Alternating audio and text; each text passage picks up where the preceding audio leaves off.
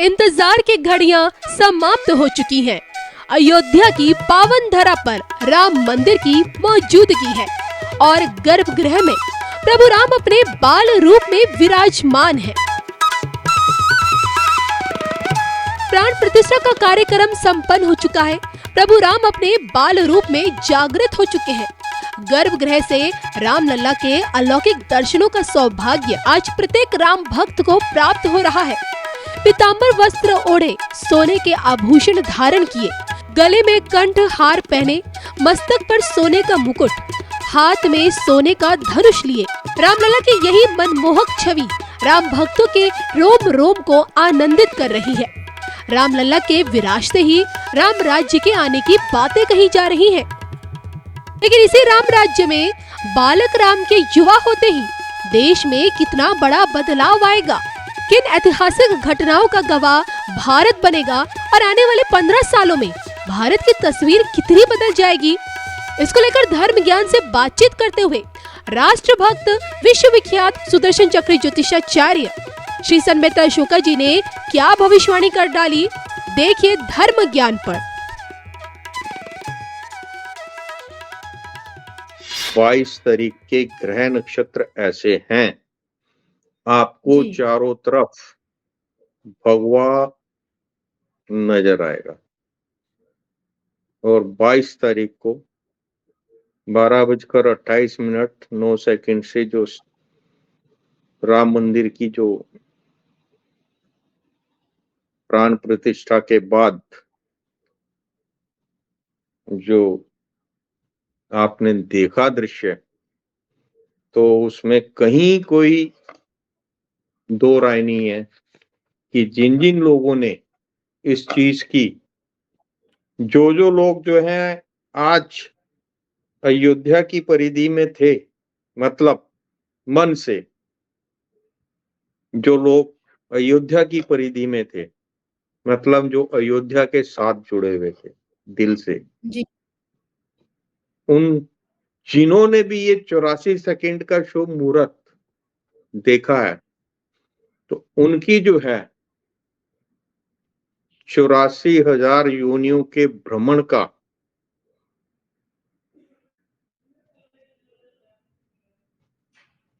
फंदा कट चुका है। वो लोग इतने भाग्यशाली हैं और उनके बारे में मैं क्या कहूं, जो एक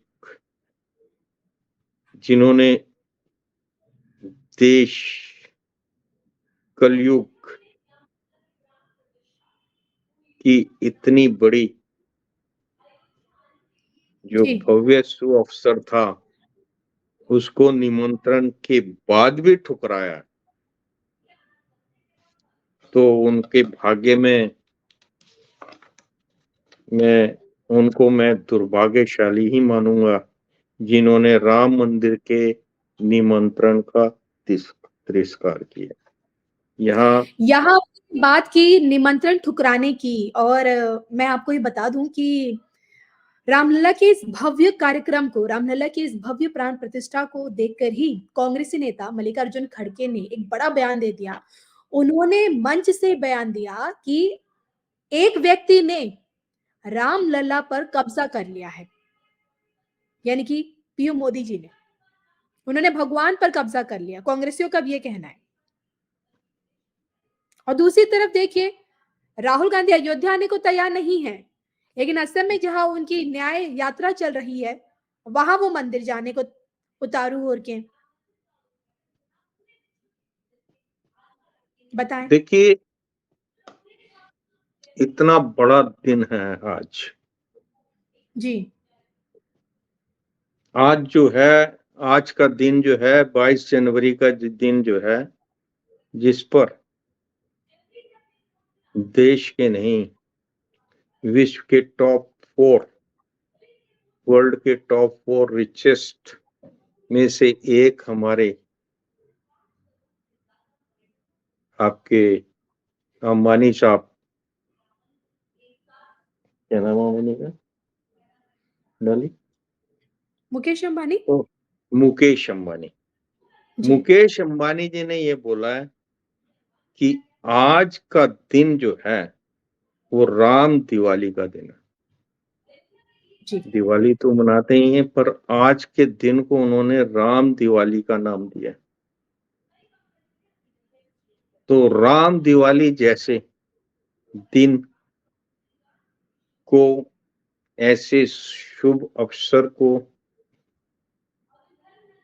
सब लोग जो हैं दिवाली की तरह मनाएं, और ये दिन हजारों वर्षों तक, जैसे मोदी जी ने बोला है कि ये राम मंदिर की जो हमने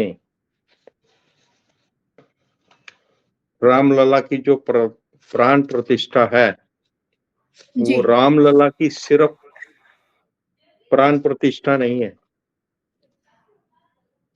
ये जो है सिर्फ रामलला की प्रतिष्ठा, प्राण प्रतिष्ठा नहीं हुई है, ये हमारे भारत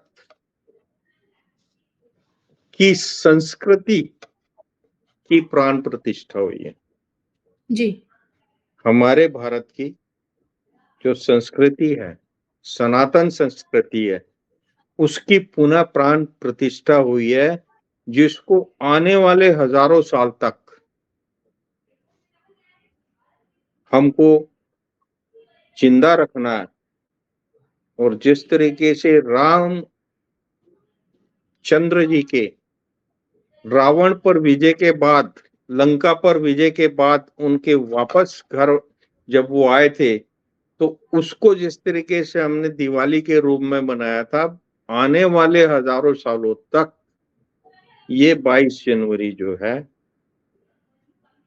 ये जो है राम दिवाली के रूप में मनाई जानी चाहिए। ये मेरे हृदय के उद्गार हैं। मैं भी एक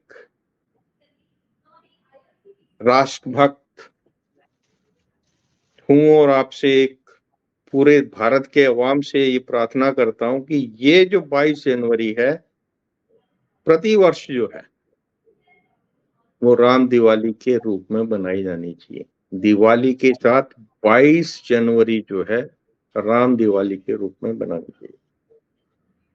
और इसमें मोदी जी ने आगे भी बोला कि रामलला की मूर्ति स्थापना, रामलला के मंदिर, अयोध्या में राम मंदिर का निर्माण, उसकी प्राण प्रतिष्ठा का जी। संकल्प आज जो है वो पूरा हो गया है। अब आगे संकल्प क्या है? बहुत बड़ी बात उन्होंने बोली। अब जी। आगे का संकल्प क्या है? आज का जो संकल्प पूरा हुआ है, उस पर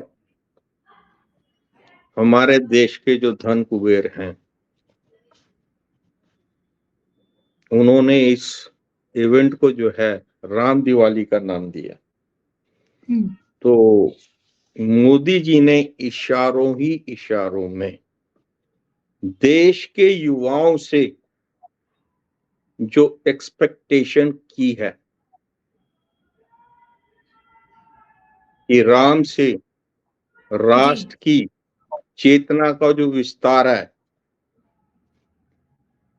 उसकी बागडोर जो है वो अब युवाओं के हाथ में आने वाले टाइम में देश में इसी तरीके से सांस्कृतिक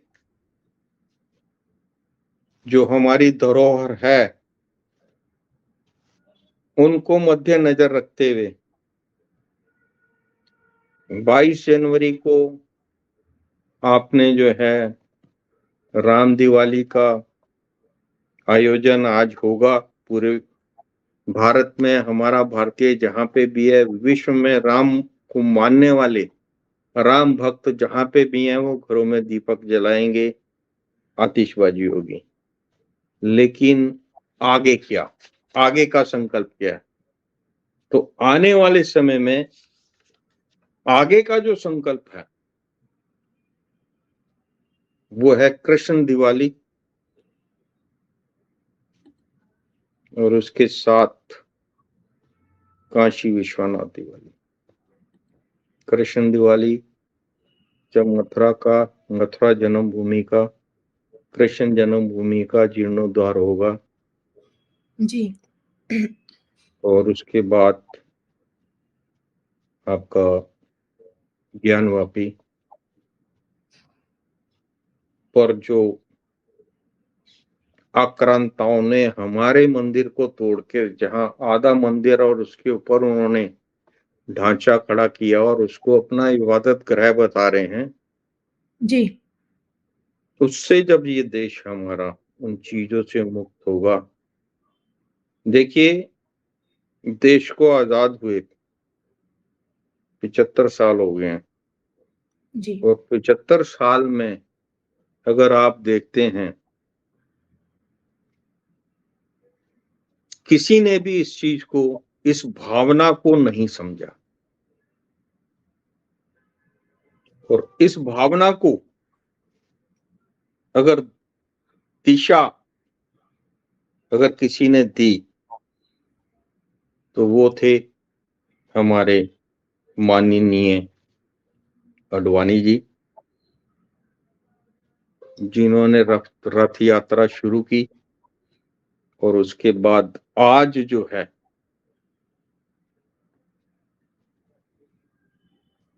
32 साल के बाद जी। अयोध्या नगरी में हम्म। भव्य राम मंदिर का निर्माण जी। और उसके बाद रामलला की प्राण प्रतिष्ठा।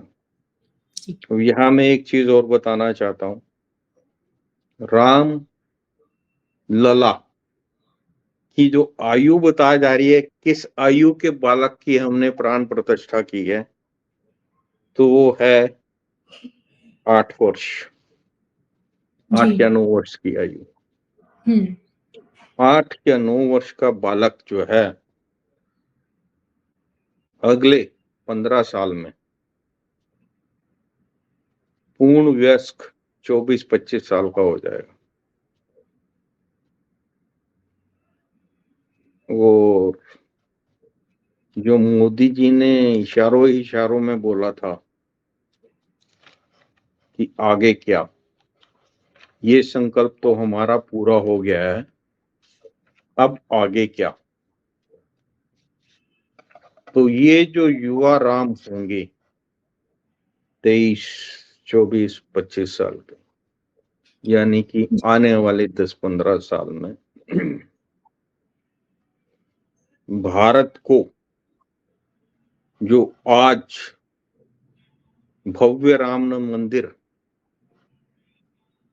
में जो भगवान राम की जो प्राण प्रतिष्ठा हुई है, जी।